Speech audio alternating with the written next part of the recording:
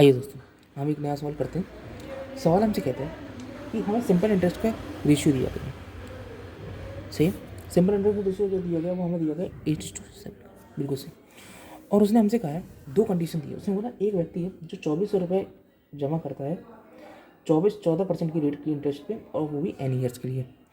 उसने कहा वही व्यक्ति अगर 2800 रुपये जमा करता है 8% की रेट पे n+3 ईयर्स के लिए, मतलब 3 साल और, मतलब अगर पहले n था तो 3 साल और, तो n+3 ईयर्स के लिए, तो उसका जो सिंपल इंटरेस्ट का रेशियो दिया गया वो हमें 8:7 दिया गया।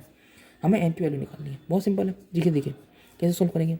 हमें बोला गया पहले जो कंडीशन, सिंपल इंटरेस्ट क्या होता है? सिंपल इंटरेस्ट होता है हमारा principal into rate percent into time.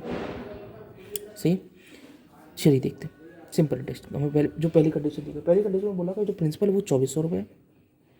आप बोलेंगे जो रेट है 14%, और टाइम उसने बोला n ईयर्स है, बिल्कुल सही।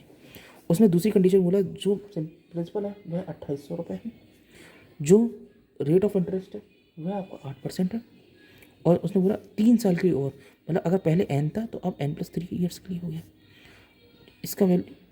इसका जो रेशियो है वो 8:7 है।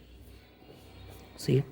अगर हम इसको सॉल्व करने जाएँ, इसको ये जीरो के परसेंटेज से परसेंटेज कट गए, और मैं अगर इसको काटूँ 7 4 28 और 4 4 6 24, ठीक है, 2 3 6, 2 4 8 और 2 2 4, 2 7 14। सही है।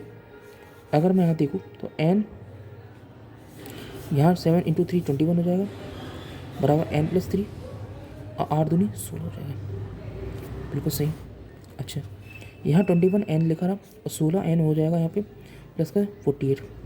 अगर मैं इसको यहाँ से घटाऊँ तो 16 और 5 n बराबर 48। अगर मैं n की वैल्यू निकालूंगा तो 9.6 आ जाएगी। धन्यवाद।